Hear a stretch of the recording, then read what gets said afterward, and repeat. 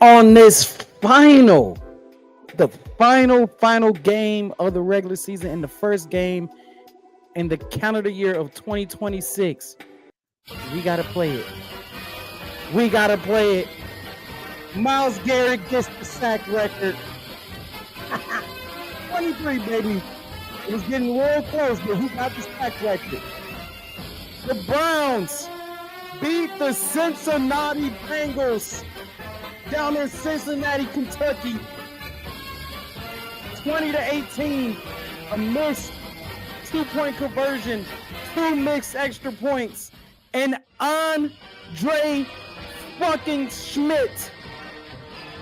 Schmidt, redeeming himself from week 1, hitting the game winner, hitting the extra long field goals because the referee said, you can't dive in the end zone, buddy. What do you think this is, Bucko? You're diving in the end zone? You're trying to do the Marshawn Lynch? You can't do that in the NFL. Hey, number 27, you can't dive. You can't roll in the end zone. That's a flag. And Schmidt still drilled the extra points. The defense showed up to the plate. Shador showed up when it mattered the most. And the Browns in on a 2-game win streak. 2-game win streak. Welcome to the Nosebleed section. I am your host, Tyrell.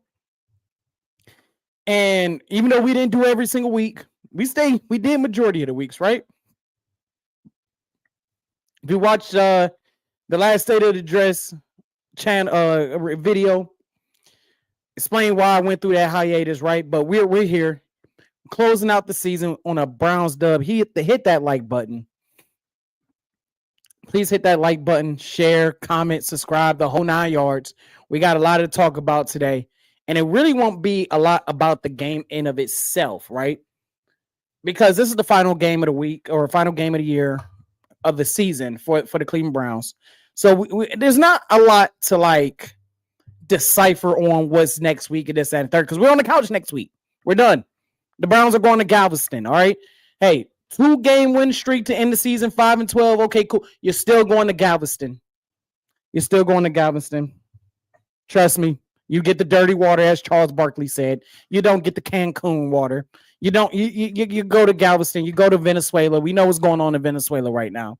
We ain't going to get political on here. But the Cleveland Browns, let me change this light to Cleveland Browns colors right there. Bam. There we go. But the Cleveland Browns go into the jungle They bring the dog pound to the jungle and beat the Cincinnati Bengals 20-18. Let's go around with the scores around the league before we get things going, because this show is going to be about what is next for the Cleveland Browns.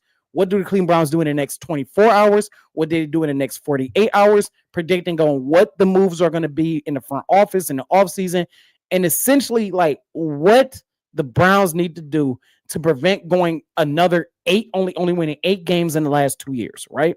Because that's the fact, the reality. We're on a high spirit because we not only did we win the last 2 games, but to beat 2 divisional opponents, 2 rivals on top of that, and seeing Schmidt redeem himself from week 1, which he's throughout this entire season, like he's redeemed himself as it is, but like the redemption arc was this game today, and that's exactly what he did. He made the extra long extra points that kept getting knocked back 15 yards. The first taunted penalty, okay, I get it. You know, you grabbed his nuts. They're trying to cut down on it. The second one is like, so we're not allowed to do dives in like we're allowed to do these celebrations, and we're allowed to walk around like we're allowed to do all these group celebrations. And when a defense gets an interception, they are legitimately allowed to run all the way down to the other side of the field and pose in front of the camera. But don't you dare dive in that end zone, buddy. You don't do that. But Schmidt absolutely delivered. Let's go around the scores around the league. Kansas City is losing to the Las Vegas Raiders. They already secured the number 1 overall pick. They're winning right now. Las Vegas is winning 11-6.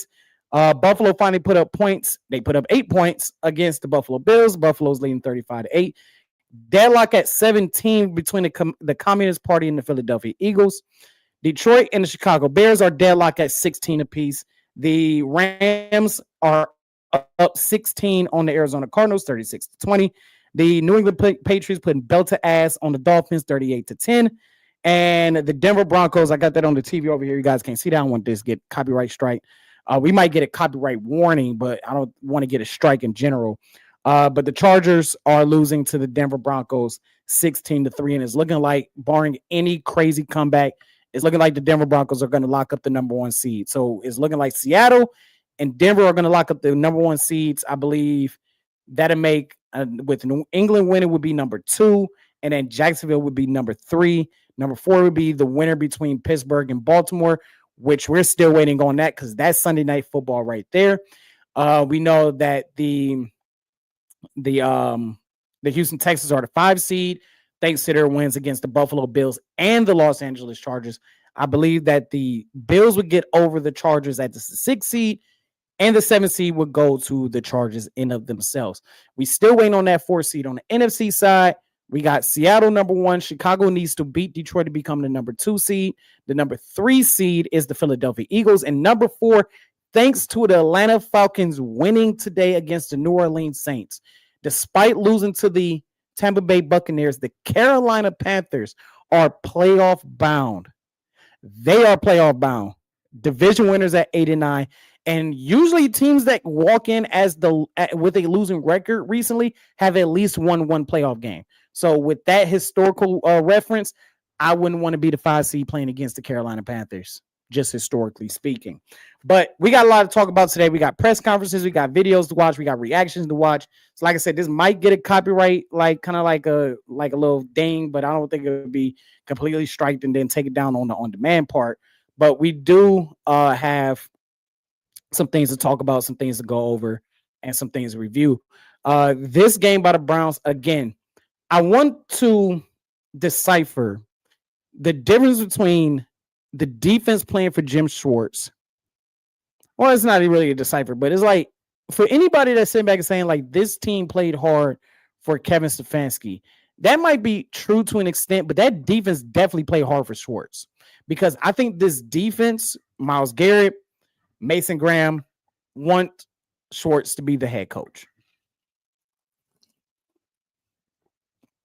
Those guys have fought so hard for Jim Schwartz all year long. It kind of reminds me of a less successful Mike Ditka, Buddy Ryan type of ordeal, right? Where the defense is clearly for Buddy Ryan, in this case, Jim Schwartz, and then like everybody else is like, okay, well, you know, they're part of the team or whatever it may be, right? Shador didn't look good today. Let's be real here. He didn't need to look good today. Defense did what it was supposed to do. And let's be honest here. Shador did what he was supposed to do.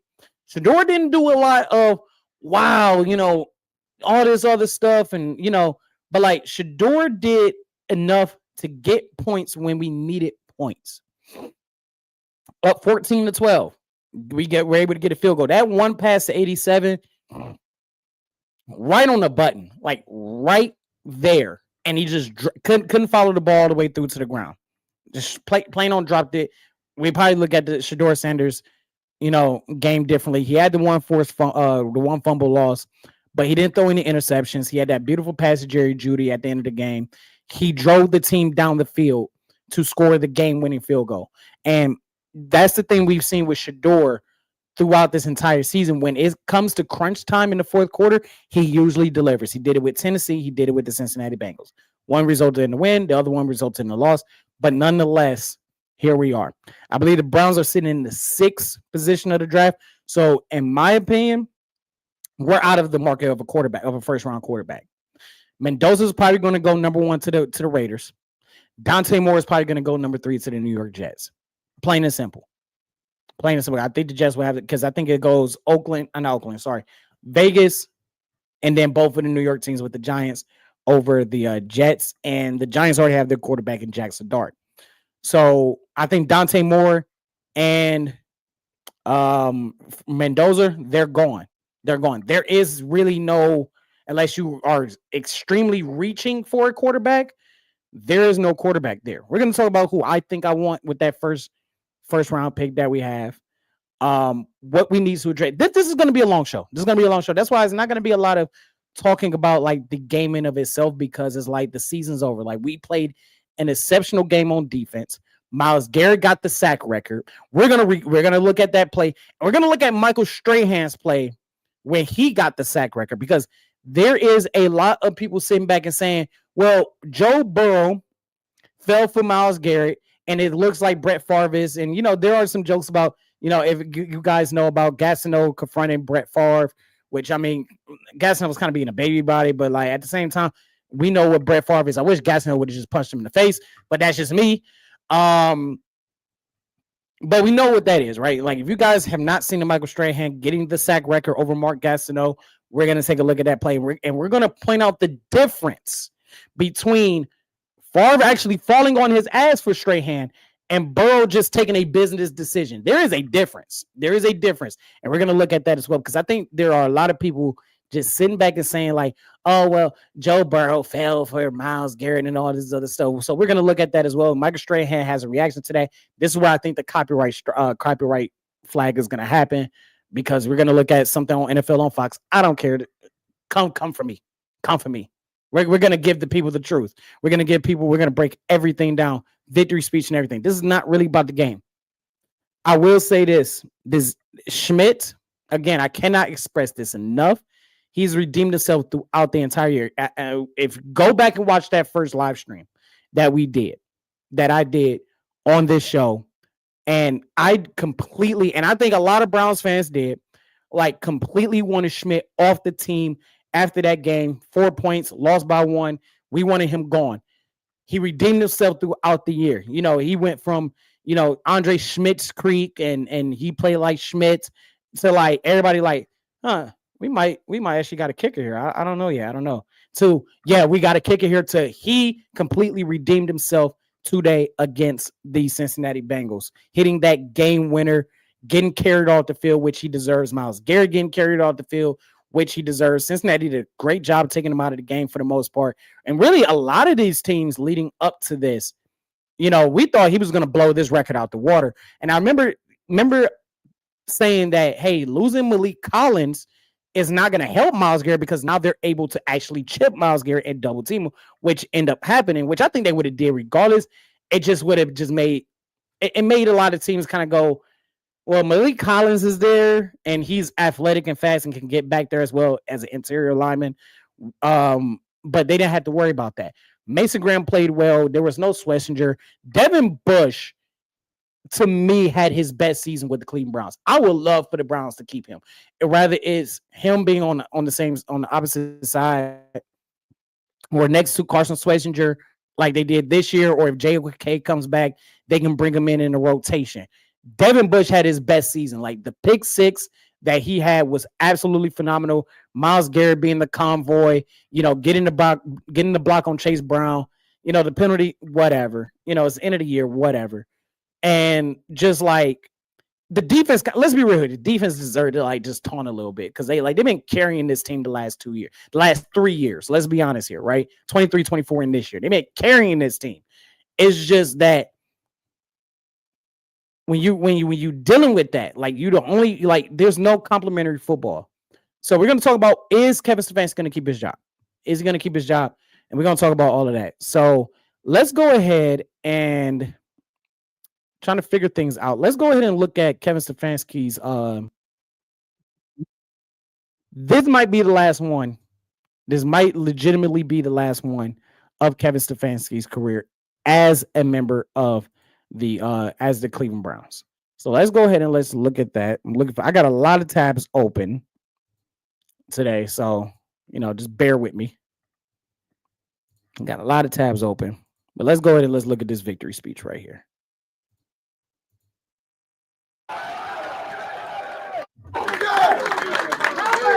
How about guys stepping up? Guys out due to injury. Guys going out in the game due to injury. And we step up and we fight. I appreciate this team. I'm so proud of this team for the fight in this room. Guys, we needed everybody there. We needed everybody. We needed offense, defense, special teams. Offense wasn't perfect. All right, wasn't perfect. But at the end, we had to come through for this football team. And we did move that ball. Well done. Hey, defense. Pretty good offense over there. You held to 18 points. Hey, defense, you scored 12 points on your own. Hold it. Special team. You cannot write this script better than this.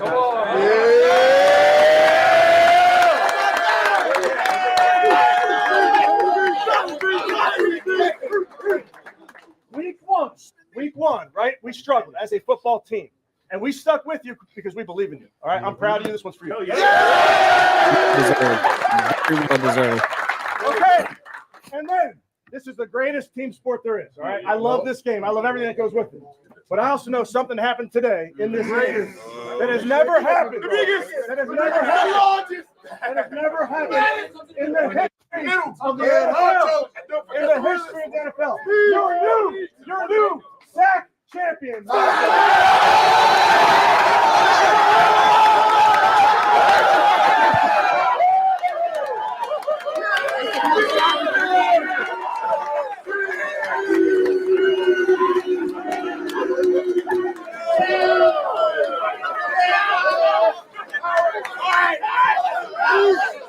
This is the greatest team game that's ever been invented. And I haven't had the pleasure of playing with a better team than this one right here. I'm so grateful to be alongside you guys in this season where we can win. That's what it's all about. Team on 3, 1, 2, 3. And Myles Garrett absolutely deserves this sack. I mean, he busted his ass for it clearly, but absolutely deserves the sack record. And congratulations to him. And let's go ahead and do this. Let's go ahead and look at Michael Strahan breaking the sack record. Let's go ahead and do that because I want to point out that let's just go ahead and get this out of the way because I've been seeing a lot of Joe Burrow did the same thing. Let's look at Michael Shanahan breaking the record 20 some odd years ago, which this is an infamous play here. But nonetheless, dude, I opened up way too many tabs, which smart on my behalf, right? Okay, there we go. It's just a YouTube short. I don't think I can enlarge it or anything. Let's see.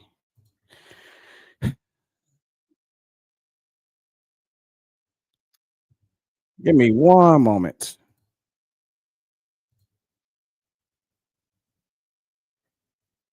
All right, it's probably gonna replay. There. With my bestie, like everything fun. Big guy, horrible. big guy. SpongeBob, big guy, pants okay. I don't know what's going on in my ear. While I figure this out real quick. Let's Let's see if we got any comments in the comment section. I think we do. My boy Christian, what's up? Shout out to you. Says time to move on was a great run and it was great and early. Got exposed. Let's see what we could do with something new. I absolutely agree with you. With that, he also says, also you got to look at Jamar Chase comments for them pausing the game. It's hilarious. I mean, I will have to look at that for sure. I do think it's time to move on. We're going to talk about Kevin Stefanski for sure and everything like that. But let's go. I think I got everything squared away with this. Here we go. 1st and 10 at the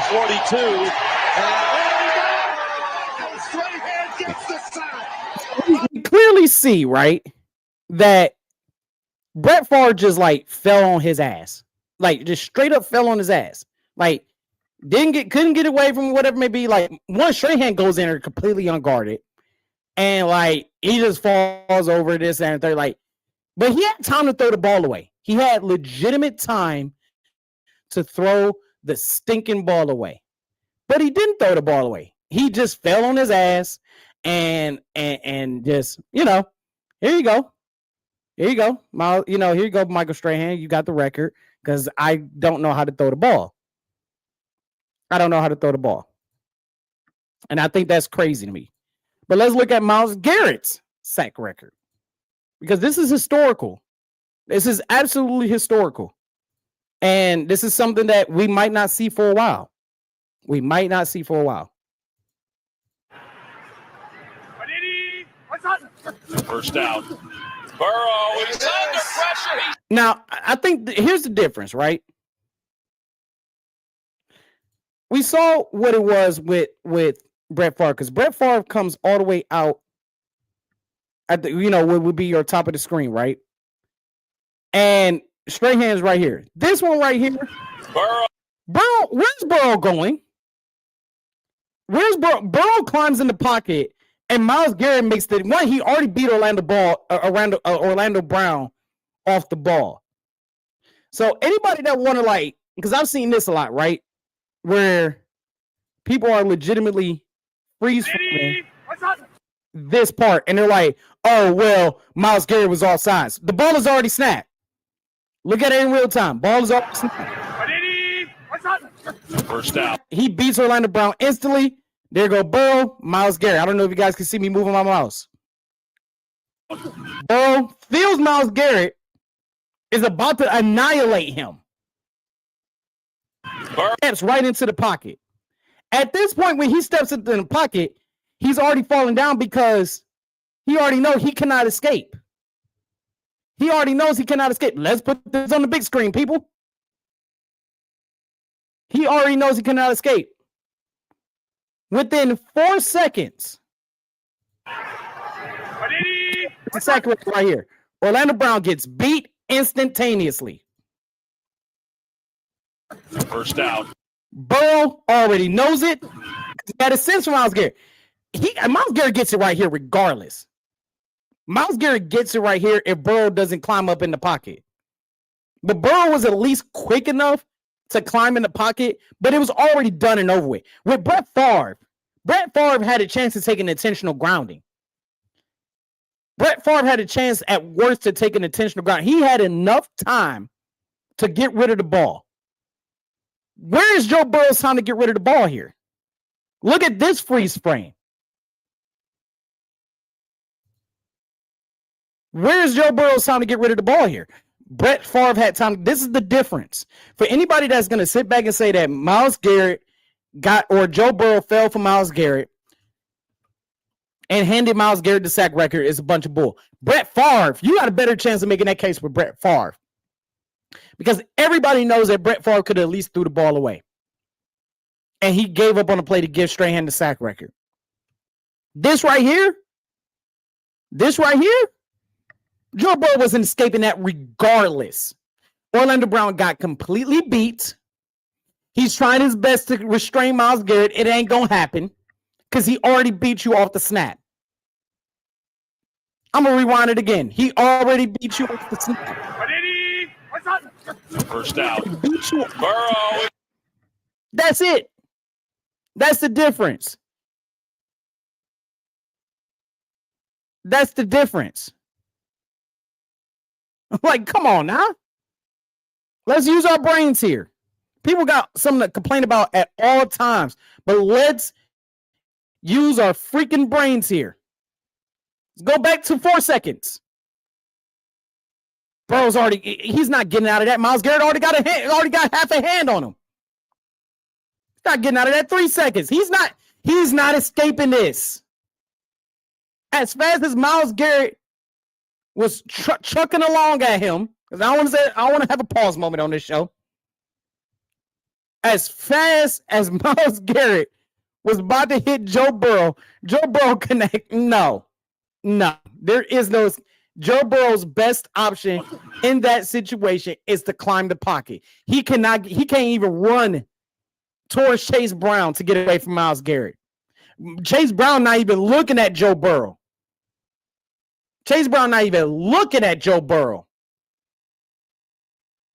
He looking the opposite way. Burrow is under pressure. He's sacked. And there. Myles Garrett was going to get the sack regardless. Then watch Shelby Harris high-five the referee here. It is a record that has stood nearly a quarter of a century as a newly celebrating. You see Myles Garrett, he just wins right away. To be that big, but that athletic to dip. A la Von Miller beats Orlando Brown and gets in the backfield in under 2.5 seconds, Tom. Joe's been inevitable for him this season. Utter dominance. We're in post-Aaron Donald era football, and Myles Garrett's the best defensive player in football. He separated himself this year. I think the entire... But absolutely well-deserved. But that's just a simple breakdown. Like, we cannot sit here and act like Joe Burrow just gave it to Myles Garrett. Like, Myles Garrett legitimately beat Orlando Brown. Like, Michael Strahan was coming in, right?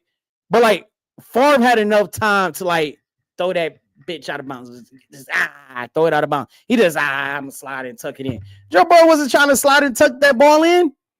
He was trying not to get annihilated and spend his offseason in rehab. That's what he was trying not to do. Michael Strahan has a response to this. Let's look at Michael Strahan's response. Like I said, we're going to get all the stuff that happened today out the way, and then we're going to talk about the future of the Browns.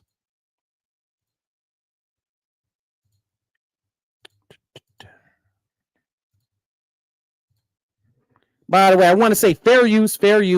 We're reviewing things. I got to say that. Protect my copyright stuff. My boy Chris, shout out to you, Chris. Say also beat the record in less than 200 snaps. And that's nothing too, like, he breaks the record. Like, people want to say, well, TJ Watt had it in 15 games. TJ Watt had 20 and a half in 15 games, which is impressive in of itself. Okay. He had 20 and a half in 15 games. And not only that, but teams were passing more. The Browns had to face teams that weren't passing a lot in the second half because they already had the Browns beat. That's what makes this more impressive. And that's not just biasness, that's a fact. 2.5 decades after Michael Strahan set the mark and then TJ Watt tied it, it is now owned by Myles Garrett. You okay, bub? I hold the record for 16-game season. They hold the record for 17-game season. That's the way it works out. Still claiming the title. You can't compare records from 12-game seasons to 16 and 17 games. It doesn't work. But I look at it like this. There's always generations that I love the fact this young man's amazing. Absolutely amazing. And I know that he has so many more sacks left than him. 30 years old. I think I had just as many, if not more, sacks after 30, as did Bruce Smith, as did Reggie White. I think he's just getting going. He's just finding his stride. And you don't know how hard it is to do that on a team that isn't always in the lead, a team that isn't always competitive. I think that is the most amazing thing about it. He's done it on a team where he's the focus. He's the guy that gets doubled and tripled every time, and it never stopped him from going out there and putting numbers year after year without playing with the league. I mean, this kid is amazing. And I really just want him to be on a team, which hopefully will be Cleveland because he signed a long-term deal there, that wins and gives them the opportunity to have the ultimate thing in this game of a team game, which is a Super Bowl. I think it's great that a guy that you have so much respect for, who does it the right way, who's had to do it on and off the field, had to do it in really challenging circumstances. is breaking. And he genuinely, really, if a guy is going to break it, is a great guy to break. And you know what? He could have opted. He could have played out his contract and moved on probably. Yeah. But you know what he did, folks? He stayed right there in Cleveland. He wants to win in Cleveland. Well, I think it means a lot from you too, because I know that you genuinely sit here and watch him on a week-by-week basis. Oh, yeah. And talk about how good a player he is and how much you admire his game, and that someday he will join you in He's the a Hall freak of Fame. show. Yeah. I mean, it's fun to watch. But it took Yeah, 17 games. Come on, let's be real here. It took He's got the record. That's all that matters. All right. And I say this, the 17 game thing, I think a lot of people just need to like acknowledge the fact that like these players can't control like how many games they play. Like the way they control is by like staying healthy and everything like that. But like, and I know Strahan was joking, but like overall, like you're like, you break a record, 17 games, 16 games, 14 games, whatever the case may be. Like y'all don't set, the players don't set that standard. The commissioner do, the league does, the competition committee does. That's who sets the standard. You said Sanders is trash. I don't think so. And go back to last week. M98J9K. Go back to the stream last week. I said at worst, Shedeur is a bridge gap quarterback. At best, he is the franchise quarterback. But like, did Shedeur have a good game today? No. But did he do exactly what he needed to do to put his team in the best position to win? Absolutely. And that wasn't the first time he did that. So there is something there with Shedeur Sanders. You got to remember, Sanders is still a rookie. Despite all the media hype and all this other stuff, Shedeur is a rookie just like everybody else. Just like everybody else. So what is next for the Cleveland Browns? What do we have so far? Where do I think the direction of this team should go? And what we have so far is this. We know that Andrew Berry is keeping his job. As a matter of fact, I can see Andrew Berry not necessarily like keeping the exact role of the job, but he's definitely going to be like he's a deciding factor. They've already said that he is the key to the future of the Cleveland Browns. They've also been reports coming out today that Berry could step into the role that Paul DePodesta used to have, which is Chief Strategy Officer of football operations. And if that's the case, if he becomes the CSO, if he becomes the CSO of football operations, then I can see them bringing in another general manager. Just so like Berry will have a lot of say in the roster. They bring in a general manager to kind of help with the day-to-day operations. So Berry can handle the day-to-day operations as a chief strategy officer. So he's not stretched out. Kind of like what they did with Paul DePodesta. So I expect if Berry gets promoted to CSO, I expect another general manager to come in. And I expect within the next 48 hours, the Cleveland Browns to fire Kevin Stefanski. Do I think Kevin Stefanski gets a job somewhere else? Yes. Whether it's head coach or offensive coordinator, I'm not sure. But I think it is time to move on. Just like my boy Chris said, I'm going to put the comment back on there. It is time to move on. Was great in the early run, got exposed. Let's see what we can do. We need something new. See what we can do with something new. And breaking down Kevin Stefanski's tenure, right? Great 2020 season. That first Coach of the Year award, absolutely phenomenal. Absolutely warranted, deserving, getting the team to the playoffs for the first time in 18 years. You know, I don't credit him for the playoff win. He was at home with COVID, out of his control, but I still don't credit him with the playoff win, right? That was Van Pelt and Prefer. Mike Prefer was the interim head coach during that time frame.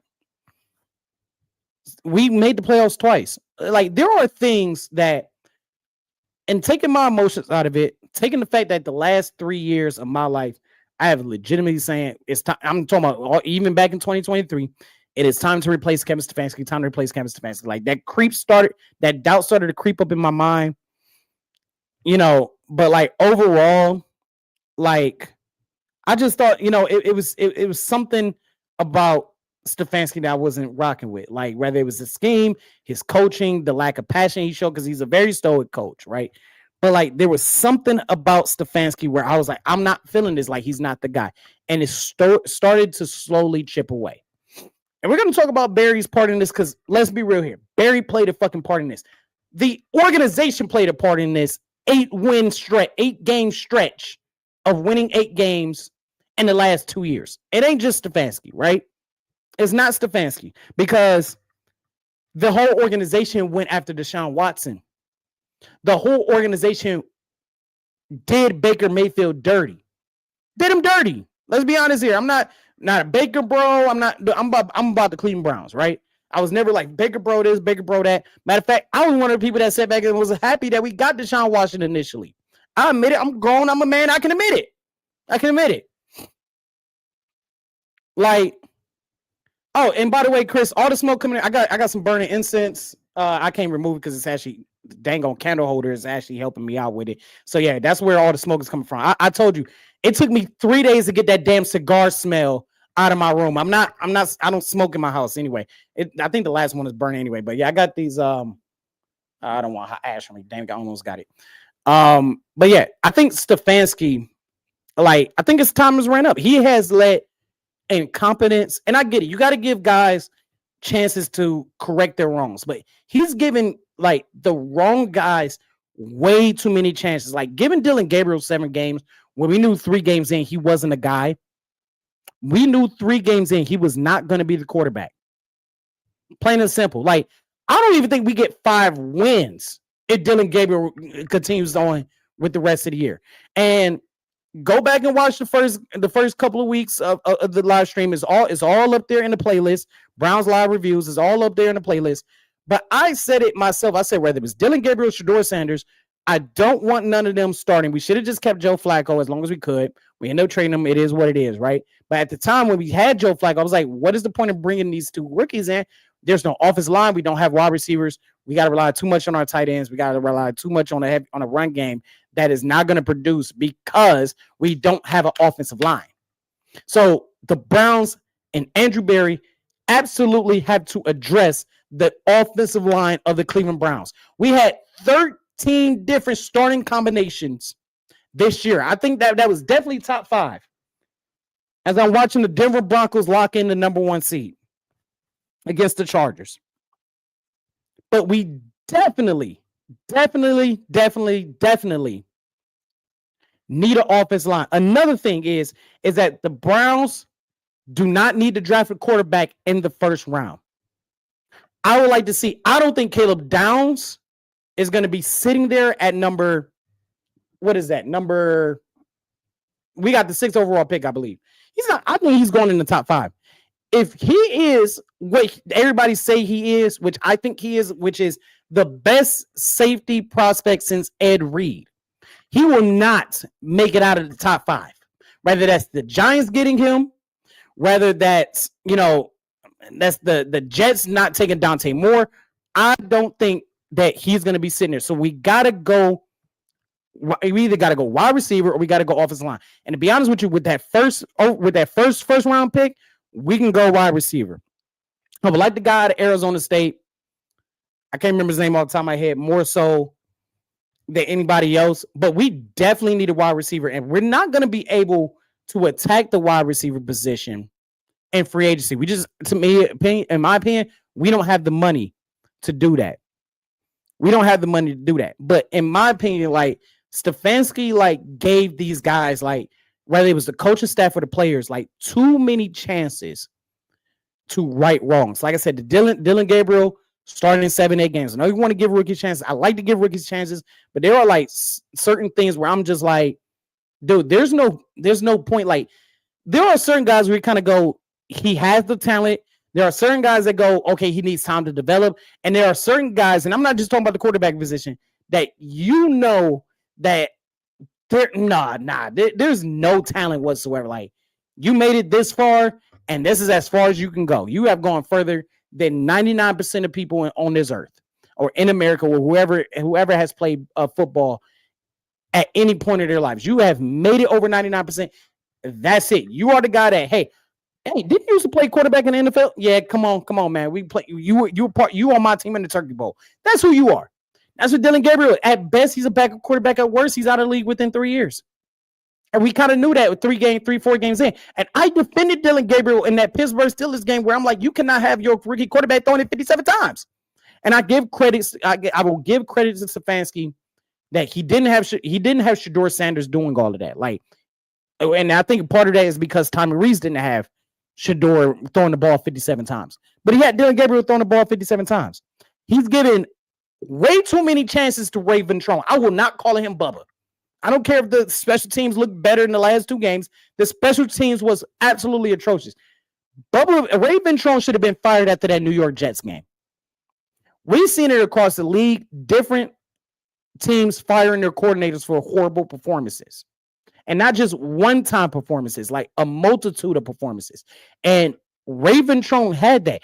Like I said, he needs to be gone out of this organization. Matter of fact, send him out of America, ship him to Pyongyang, North Korea. Okay, don't want to see him no more. Absolutely done. I'm done with him. Absolutely done. Kevin Stefanski gave him too many chances. Jerry Jeudy. He gave Jerry Jeudy way too many chances. Way too many chances. I would be stunned if I see Jerry Jeudy crack 500 yards throughout the entire season. I would be absolutely stunned. But he's given Jerry Jeudy way too many chances. Jerry Jeudy almost dropped the ball again. Jerry Jeudy had 11 drops, tied for the first in the league. And there were others. And if Jerry Jeudy wasn't getting the ball thrown at him, he couldn't create separation. He couldn't run his routes correctly. And all the people that saying, oh, well, if you move him over to the slot, move him over to the Z, then he will be okay. I said, hey, he got to catch the fucking ball first. He couldn't catch the ball. He literally almost dropped that damn ball. I mean, he bobbled and I'm like, I said, oh my God, he's going to drop it again. And he was able to gather himself. But like, you want your wide receiver to securely secure that ball in. You really, really do. Because that was an excellent throw by Shedeur Sanders. Like I said, Shedeur Sanders has the ability to at least at worst be a bridge gap quarterback. At least. But I think there's somebody new that needs to come in and do things. He's given Chad O'Shea, our wide receivers coach, way too many chances of not developing these guys whatsoever. The Ken Dorsey hire wasn't his decision. Firing Ken Dorsey wasn't his decision. We know he loved Tommy Rees. Everybody knows who watched the show. I'm not a fan of Tommy Rees whatsoever. But I would give Tommy Rees his credit. He's improving. So I'm actually for the first time starting to see why a lot of the higher ups have, like, I can see why he's starting to become a hot commodity. Like, there's rooms of improvement because he did improve his play calling throughout this season. And like, if you see my sound right there, yes, I'm a Notre Dame fan, proudly a Notre Dame fan. He was offensive coordinator in Notre Dame under Marcus Freeman's first year there. Didn't like his play style, play calling whatsoever. And it kind of showed in Nick Saban's last year with Alabama. But I can see why, because there is a lot of growth and potential for Tommy Rees to be there. So I expect Tommy Rees to be back. I expect Jim Schwartz to be back, whether that's defensive coordinator or as the head coach. We'll see. Because I think any head coach was to come in and look at his coaching staff, Jim Schwartz has to be up there. If Jim Schwartz don't get poached somewhere else. But I think Jim Schwartz will be back. Let's see. The Browns had an offense that couldn't run the ball, or that can't run the ball, pass block, or catch consistently, and folks choose to ignore that. Shedeur played subpar in the first half, but made a few big boy throws in the second half. Absolutely. Absolutely, I 100% agree with you. The offensive line has been a problem over the last 2.5 years. Over the last 2.5 years, the offensive line has been a problem. Whether we can't stay healthy, that's another person that it just clicked in my head. Another person that Kevin Stefanski gave way too many chances. Jedrick Wills last year, the human turnstile himself. So, like, no, he's given to me. It's too much incompetence. It's too much agony behind it. And it's just overall, like, yeah, we see the victory speech. Everybody's happy because we won, right? Everybody's happy. But, like, go look up Dan Campbell. Go look up Ben Johnson. Go look up not Sean McDermott this year per se. Go look at what they do for Mike Vrabel. You can tell the difference between a locker room that loves and fights for their coach and a locker room that is happy that they got the win and the coaches happen to be talking.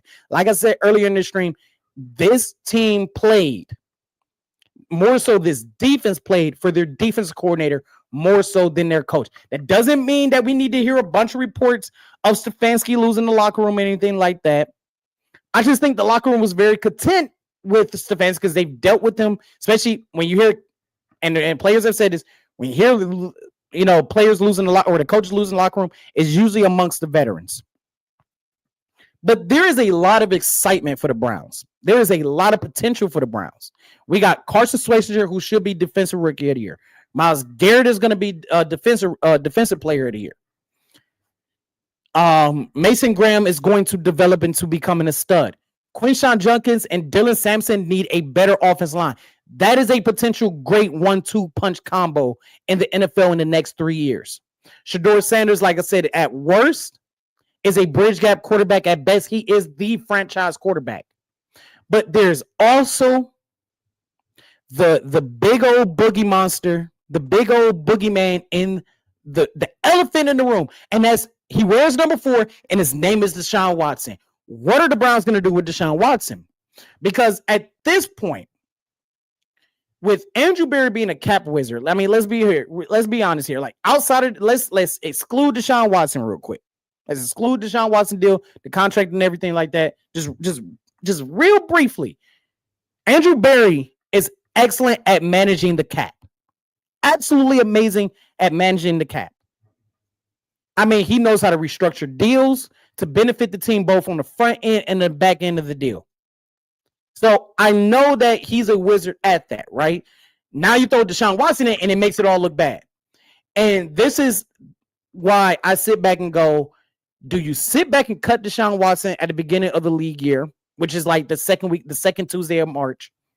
Or do you sit back and wait for June 2nd, which is after June 1st, where you split that loss into 2 different seasons? Because what I think the Cleveland Browns need to do with Deshaun Watson is very plain and simple, is that it is time to just take the loss, do what Denver did with Russell Wilson, and just take the dead cap. It's okay, because you're going to take the dead cap for what, another year? He has another year or 2. You're going to take the dead cap. You can take the dead cap for 2 years. Maybe use a couple of these veterans that you got, stockpile some late round draft picks, and build a team around it. That's what I would do. Because if Jimmy Haslam, the owner of the team, say what you want to say about Jimmy Haslam, if Jimmy Haslam is sitting back, come out and saying publicly, hey, we swung for the fences and we missed, which we all knew. We all knew you swung for the fences and missed.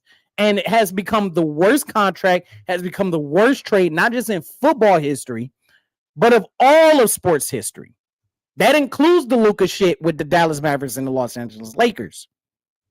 We know about that. But if we go back to 2022, most general managers said they would have took Deshaun Watson over Baker Mayfield. Anyway, the Browns were the one who had the balls and the guts to take a gamble and hit at the blackjack table. When the dealer needs to stand at 17, you looking at 16, and you could potentially either bust or you could hit 21. And they decided to hit, and they got a jack. Plain and simple. They needed a 5, they got a 6. You went over, buddy. Sorry. You know what I'm saying? So that's what the Cleveland Browns tried to do. Remember, there was a sweepstakes for Deshaun Watson. Atlanta, Seattle, Carolina, New Orleans, the Pittsburgh Steelers, the Cleveland Browns. There were 5 teams vying for his services. We're the ones who outbid and out-muscled every single person into an ultimate failure. This would have happened wherever he would have went. And then that also brings up the case that how much was this is like, how much is this like on Stefanski? How much is Deshaun Watson? Is a combination of both? Because we've seen like 2 Pro Bowl quarterbacks kind of crumble under Stefanski's system. That's another reason why I'm like, he has to go. Like, I think Stefanski it will make a great offensive coordinator. There are guys that are offensive coordinators or defensive coordinators, and there are guys that are head coaches. And Stefanski, to me, is more of a coordinator than a head coach. Nothing wrong with that. Coordinators still get paid a shit ton of money. But for me, in my opinion, You got to cut Deshaun Watson. You just got to take that L. I mean, personally, I will wait till June 2nd because you got to wait till after June 1st. Just split that money in half. Take the loss of 2 years, and then you'll be okay. You'll be right in cap heaven where you need to be, because at that point, after 2028, you're gonna have to, exercise Mason Graham's fifth option. You're gonna have to try to re-sign Carson Swetzinger. You're gonna have to re-sign Judkins. The cap space is gonna go up. The money's gonna go up. So we're not gonna worry about that. And if Barry is gonna be the chief strategy officer, get in a good general manager. Me personally, I would like Jesse Minter over from the Los Angeles Chargers to come in and like revitalize his offense. Keep Jim Schwartz, keep Tommy Rees, let him grow under Minter instead of with Stefanski or whatever it may be. That's what I would do. But we know for sure that Barry is staying. Now, Kevin Stefanski is 50-50. And let me know in the comments, do y'all think Kevin Stefanski did enough in these last 2 games to go, you know what?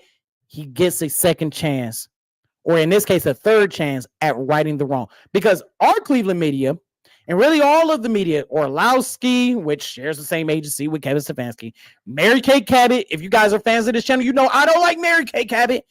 Kevin Stefanski, you answer my questions. Kevin Stefanski got to stay. We just love Kevin Stefanski. We know I don't like Mary Kay Cabot because you need to just shut up and just report some shit. Like, she just went on this whole media campaign the last 4.5 weeks about Kevin needed to keep his job. He didn't have a quarterback. He didn't have this. He didn't have that. Kevin, you need to keep your job. I want to know what you guys think. Should Kevin Stefanski keep his job?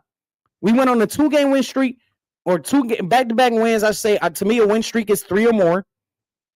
We beat Pittsburgh at home. Probably spoiled their season as we get ready for this game.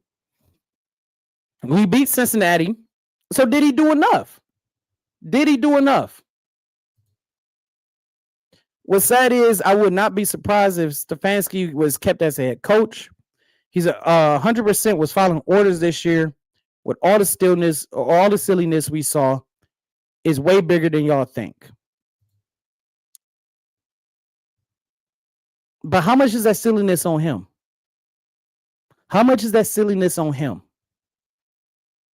The play calling earlier in the season, the decision making earlier in the season, throughout this entire season, whether it's at quarterback, wide receiver, on the staff, in the game. Like, how much is that on him? Like I said, your coach is your CEO of what goes on and off the field when it comes to the product of the other team. What happens in the practice and everything like that. Let's not act like, and let's not sit here and forget the reports from The Athletic where Kevin Stefanski wasn't even holding Deshaun Watson accountable in the middle of the film room.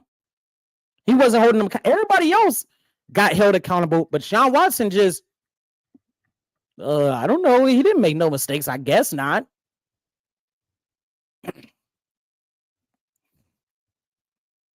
So I don't know. Everybody plays a part in this, but I think the reason why Barry is keeping his job is because Andrew Barry legitimately had one of the best draft classes of any general manager this year.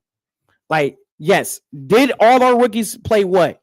Over 80 some odd snaps throughout the course of the year? Yeah, I think we led the league, right? And when you see teams like that, that's building towards the future.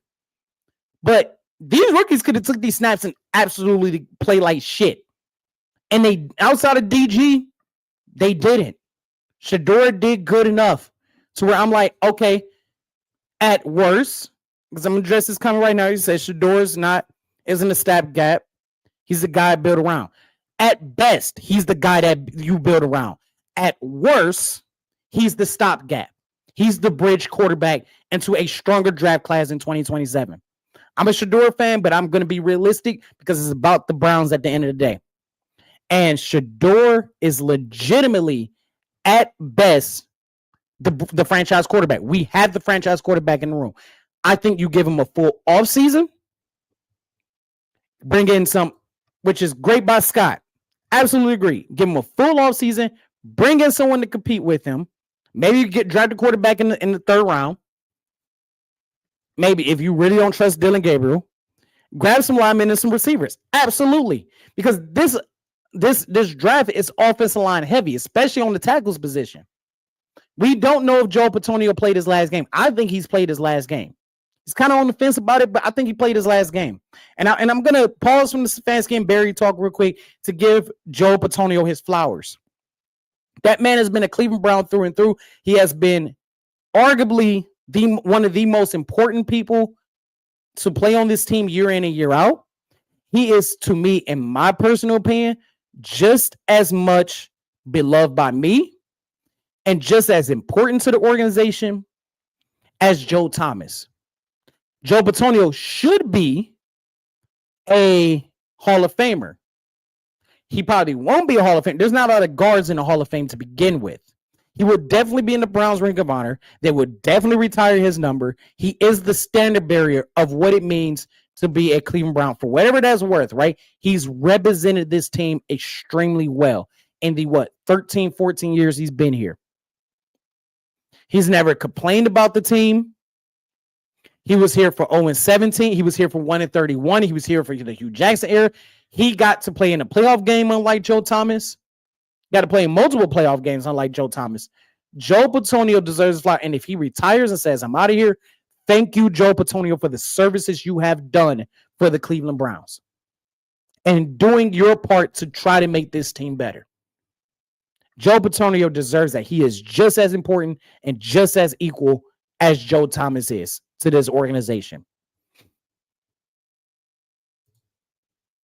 Sanders has looked horrible against teams that have better record against us. Well, I mean, that's pretty much every team. It's pretty much every team. Buffalo, Chicago. You know what? We played, 2 teams that had worse records than us? The Raiders, I think even going into that game, we had the same record as the Raiders. You know what I'm saying? The Titans, okay, worse record than us. But that's and David, like, a shout out to you, man. Shout out to everybody commenting. This is like the most interactive live we've had this year, and I appreciate you guys so much for tuning in, clicking and watching and sticking around. But Sanders, that's an easy ass take when you and we play the tough stretch of the schedule, right? Buffalo, Chicago, Pittsburgh fighting for a playoff spot. You know what I'm saying? San Francisco, who almost got the 1 seed last night. They got absolutely dominated by Seattle last night. So, and I'm not making an excuse for Shedeur here, but that's just the fact. That's just the fact. We literally played the toughest half of the schedule right when he came in. And I thought, for what it's worth, I thought he did a solid job, enough to where you go, okay, we can build around him, or we can think about building around him. We would not be having the conversation of building around Dylan Gabriel. Let's be honest here. And Dylan Gabriel played in the easiest part of the schedule, both in hindsight and when it was actually happening. He played in the easiest part of the schedule, and he looked worse. Regardless of these teams' record, still an NFL team at the end of the day. And the Titans, who, mind you, gave her 300 yards on defense, twice? Both to Daniel Jones, 3 times? Both to Daniel Jones and Shedeur Sanders. Even Matt Stafford, the guy who supposedly is supposed to be the MVP this year, didn't even get 300 yards on him. Sam Darnold didn't get 300 yards on him. So our offensive line, you're absolutely right.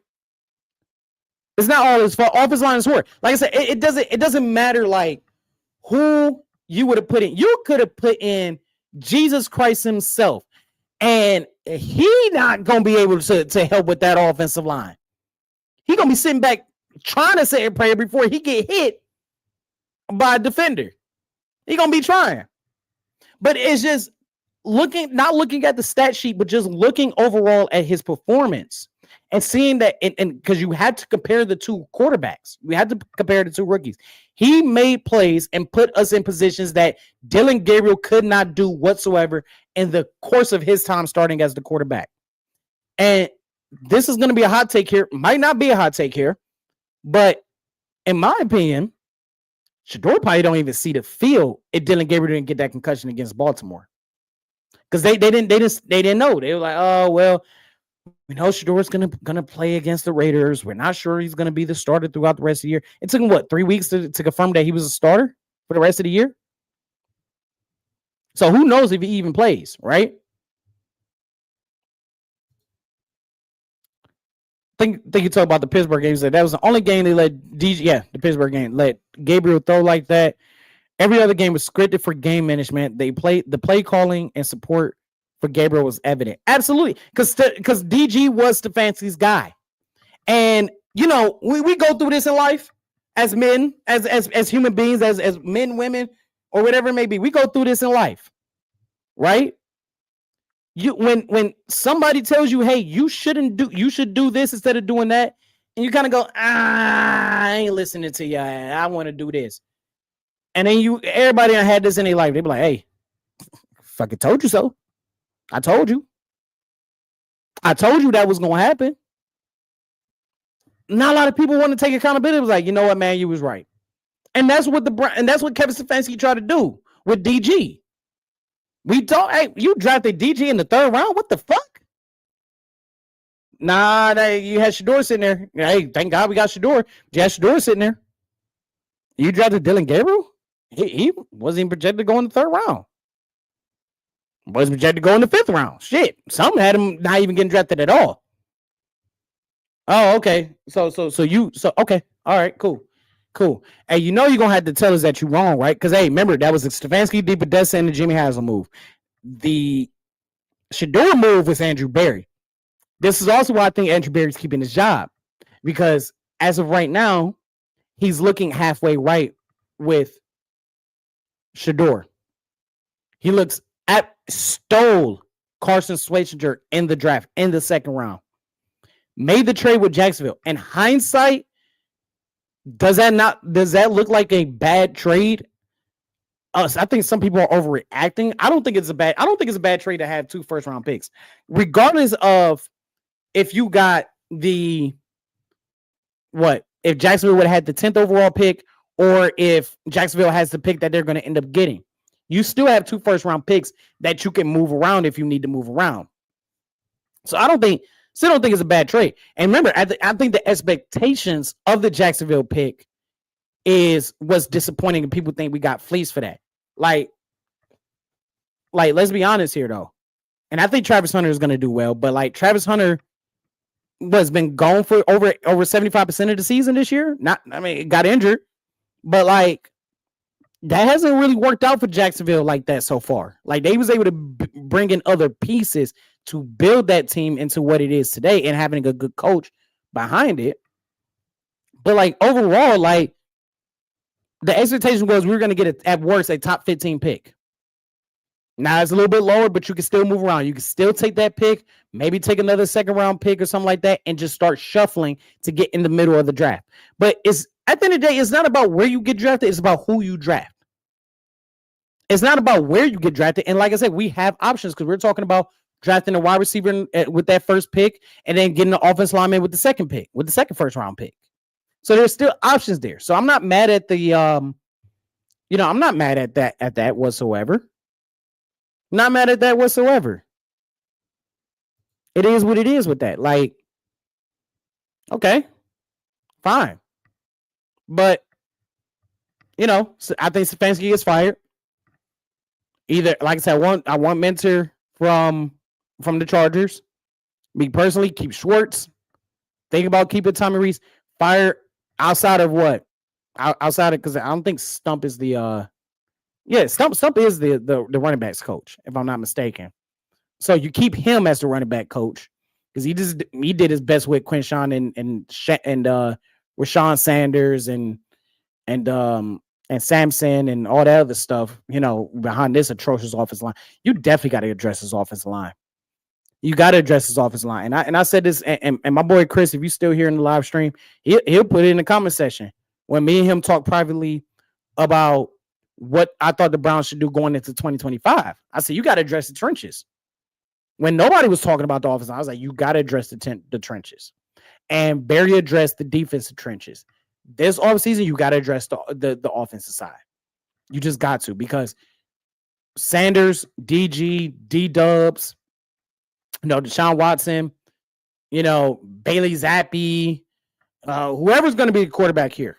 One game, all the games, whatever. Doesn't matter. Doesn't matter if you don't have an offense. It doesn't matter how good Sampson and Judkins and Rashawn is if you don't have an offense line. You definitely got to keep Rashawn Sanders. You definitely got to keep him. He's shown enough to where you can really have a three-headed monster back there and really make it easy for your quarterback. But you got to get that offense line. Vince Lombardi said something great when he first became the head coach of the Packers. And he said, it doesn't matter about all these gadget plays. It doesn't matter about all this other stuff. It doesn't matter. It simply doesn't matter. If you can't run, block, or tackle, you're not going to win games. And as much as the game has evolved, as much as we've seen new offenses, defenses, and everything like that, if you can't run, if you can't block, and you can't tackle, you will not win football games in the NFL. It decreases your chances like crazy.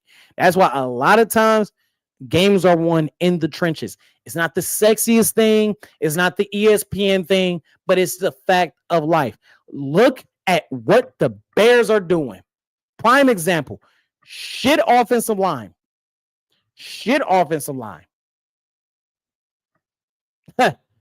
Last year, right?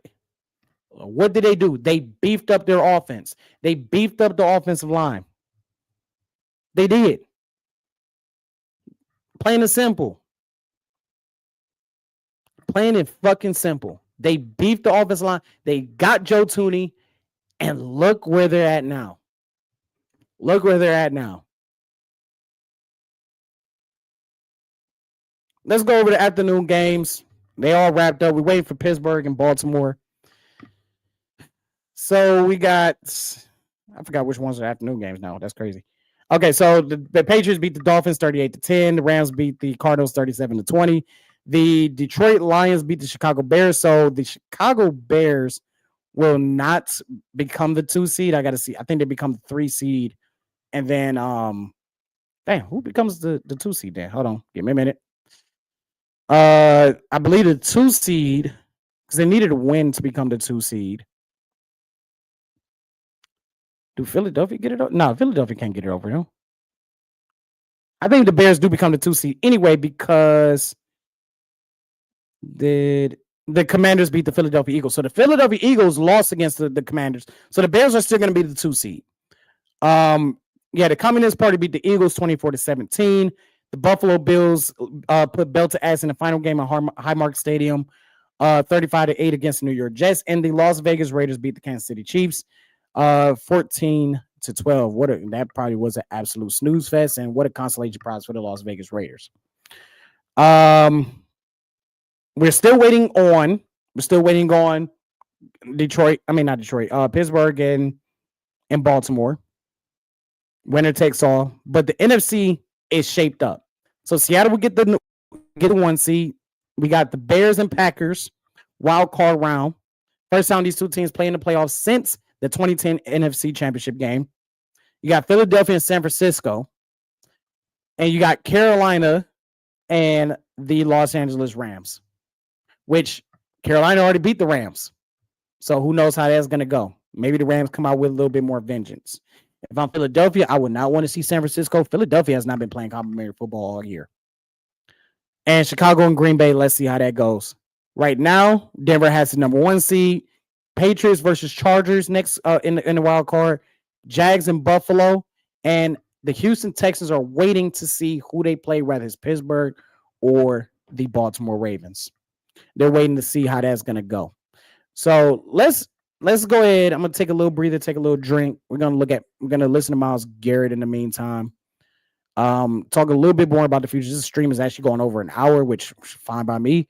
So yeah, let's do that. Fair use. I got to say, people, because, I don't need no bullshit from YouTube or anything like that. To get the record, what was that moment like for you emotionally? Just mentally, everything. And it was everything I expected. And it was so tough. I knew they were going to make it difficult, but I don't think I saw more than 3 singles on a real drop back the whole game, and I just knew that if I did have to make that moment count, and the feeling couldn't be better. Did you ever? I know how confident you were. Did you ever start to wonder about? There's only 5 minutes and 4 seconds left. I think I said it earlier, but I had a dream that I didn't get it.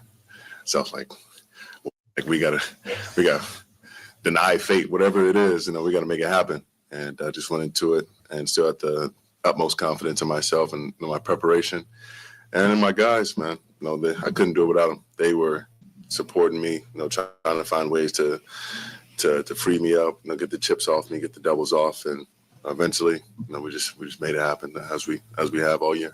Myles, what did it feel like when your teammates put you up on their shoulders and David's putting a fake crown on you, and just what was this whole celebration like? It was special. I've given everything to them. They give my very best every day, and I'm so grateful and so glad to have them as teammates. It's like I said, it's a privilege to be with these guys, to go to work with these guys, to bleed, to sweat, and to cry with these guys. And it's happening a lot right now. And, man, I couldn't imagine doing it with a better group of men. Going in, always, coming in with a great attitude, working hard, and coming with a smile on their faces. And they never get never too high, never too low. I'm so proud of this group. Myles, the second half, what was the level of adrenaline and exhaustion that was mixed there for you? I wouldn't even think about it. Honestly, anytime I thought about thinking, I was tired or the fatigue setting in, I thought about that dream. I picked myself. It was time to go.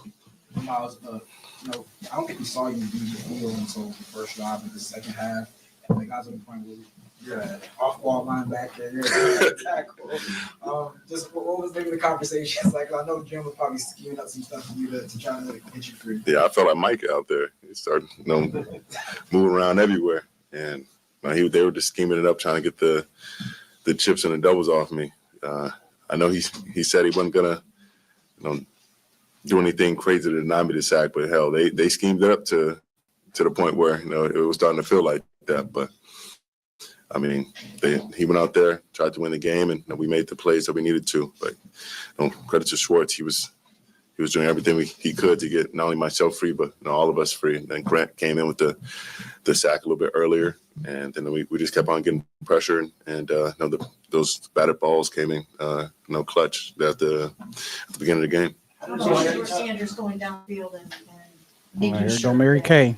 you got, and Andre too, Shedeur and Andre, making sure that you got one of the things that you wanted with this sack, which was a victory. How great was that for them to do that? I mean, once we got in field goal range, I knew he was going to seal it. This is the moment that he's been waiting for. Do it against a team that, unfortunately came up a little bit short with at the beginning of the year. I know he's been waiting at the second crack at this, and God willing, he went out there and put it right down the middle. So sure did. I was excited. I love winning, so it didn't matter whether it's beginning of the season, end of the season, last game of the season. No, I'm just proud of him and glad to have a win. And like I say, Browns like 2-game win streak, beat both of your divisional rivals. David, what you got here? Let's see, it says if we fire Stefanski, I don't think Jim Schwartz stick around. A new coach will want his own staff, I think. And that's more likely the case. Like that's legitimately more likely the case is that Shedeur is gonna be, that the new staff is gonna try to come in and bring in somebody new. You talked so much about just some of your small conversations with Joe over the years when you've sacked him. Did he say anything to you in the moment? And then I'm sure you guys had an exchange after the game. Just what did he say to you after? So I couldn't talk to him after because my teammates were grabbing me up. So I was trying to get to him after the game, and then there were different outlets and parents were coming down. So there was a lot of people pulling me in different directions. But got a lot of love for Joe.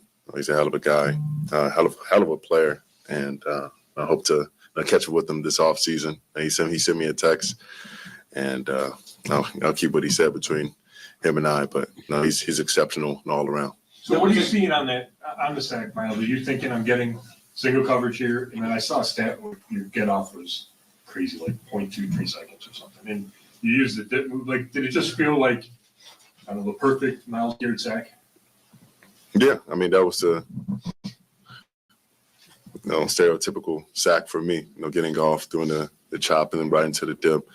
And I was watching the clock. I knew that the next time, he gave a count, it was going to be, they were going. So I was just watching the ball as quick as I could.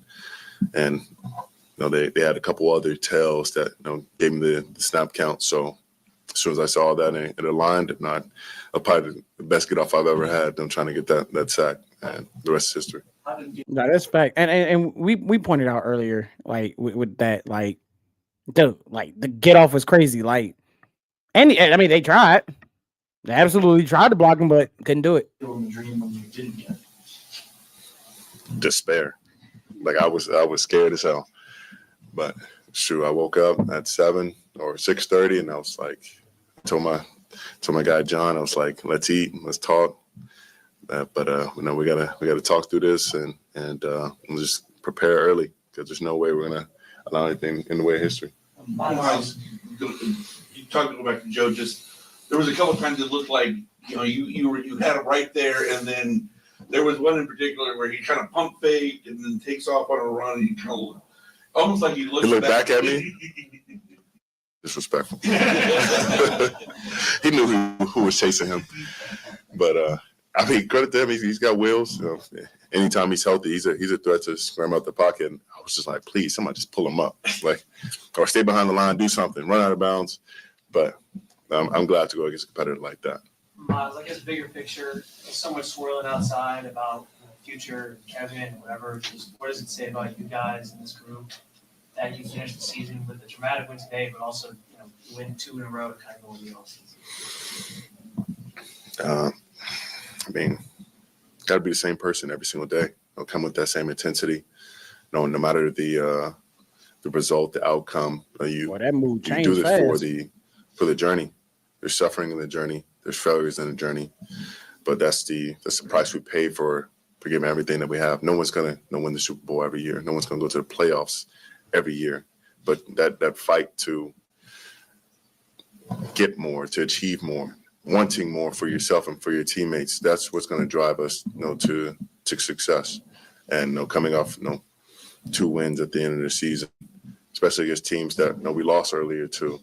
That's kind of momentum we need to carry to the next season. We need to appreciate and be grateful for the guys that we have around us, and look forward.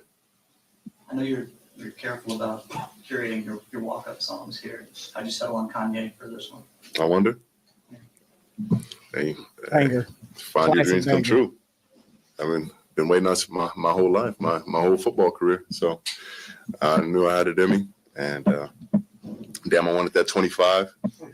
But they made it real difficult these last 2 games, especially. But really these last 3. So that'll be the next journey. They're trying to go out there and get 25. And it's crazy because, like, again, Pittsburgh, we're gonna stop right there. Pittsburgh, like, legitimately, their whole game plan was just to prevent him from getting a record. Like, in this game, there was a couple of times, like, prior to him getting the sack record, like, he almost had Joe Burrow. But, like, I was just sitting back, like, dude, can we get these check downs down, Pack? Like, we just never had the check downs covered, like, majority of the time, but it is what it is. So, Myles Garrett got the sack record. Obviously, you got to retain. I mean, Myles Garrett ain't going nowhere, for fuck's sakes. So, yeah. So, like I said, we know Barry's going to stay. Stefanski, I would say more 80-20 that Stefanski is gone. And let me know if y'all got any ideas of who y'all want to bring in. Address the offensive line. You got to address a lot of things on this team. There's still a lot of things in the offensive line, and the receiving core is like the number one issues, like 1A, 1B type shit or type stuff, excuse me. But like, you got to address it. Now, if Caleb Downs is sitting there at like what, at number 6, right? then I say you just go get him. Just literally get him and shore up that back end of the defense. But we got depth at the corner position. Tyson Campbell, I think, is going to pan out well. We still got another 3 years left on his deal. We still got Denzel Ward. Emerson's more than likely going to come back to the team. If he not, that's okay. And then, like I said, freaking Myles Harden, is played absolutely lights out for the situation that he was put in. Mason Graham is going to develop. Carson Schwarzenegger is going to get better. Like I said, he's going to be a future multi-all-pro linebacker. Fan is going to come back better. I say keep Fanta and Njoku. You want to just surround it with weapons, man. And we desperately need to keep these weapons here. We desperately need to keep Njoku here. But with Batonio potentially retiring, Taylor's on a contract year. I believe Conklin is on a contract year. DeJuan Jones is always hurting and injured. It is what it is. And Stefanski's got to go. These last 2 games, absolutely amazing, absolutely great. But it's not enough. It shouldn't, I should say, mask the fact that this team has only won 8 games in the last 2 years. 8 games. And I get it. We don't have the most talented roster. We've been through all of this, but I'm not going to sit here and make a case for Andrew Berry because we know Andrew Berry is going to stay. And the research that I've done outside of the Deshaun Watson trade, Andrew Berry will be like a top 15 general manager, maybe even a top 10 general manager. But the Deshaun Watson trade kind of overrules everything. And I think between the cap management, I think between building the roster the best way that they can with the, with that black cloud over us, swinging and missing, taking that gamble, is the reason why Andrew Berry is staying here. You get rid of Deshaun Watson. Just take the L on the books. It's only going to last a year. It's going to only last 2 years. Whether you cut him in March or wait till June 2nd. But Deshaun cannot be here. Because if he is here, as long as he is here, he's already in the facility. He was already practicing in the facility. Practicing with the team, right? As long as he's here, he's the elephant in the room. He's the boogeyman in the room. And I don't think you should want that. If Shedeur is the franchise quarterback, if Andrew Berry believes he's going to be the franchise quarterback, and there is a lot to grow. Like I said, Shedeur did this without having a full offseason. So let's see what Shedeur does with a full offseason. But that stops him if you got number 4 in that locker room. So in my opinion, you cut D-Dub 4, build this offensive line. If Caleb Dowson's sitting there, get him. Fuck the wide receivers. Because you got a safety like that coming out of the draft, get him.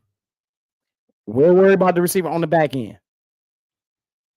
Load up this offensive line. Get a couple of serviceable guys in free agency on the offensive line. As much as I like Wyatt Teller, as much as this city likes Wyatt Teller cannot be here. He can't. He's great when he's playing on the field, but he's not always on the field. He's been dealing with injuries for the last 2.5 years. So I think he has to go.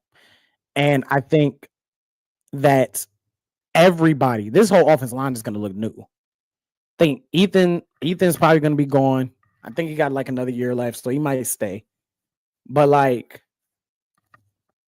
I said, 13 starting combinations on offensive line, and they've had more of those combinations that didn't start, that was just entering into the game. So we got to be, and not only just stabilize the offensive line, you got to build depth behind this offensive line. You got to build depth behind this offensive line, and you got to get wide receivers in here. So we're going to see what's going to happen.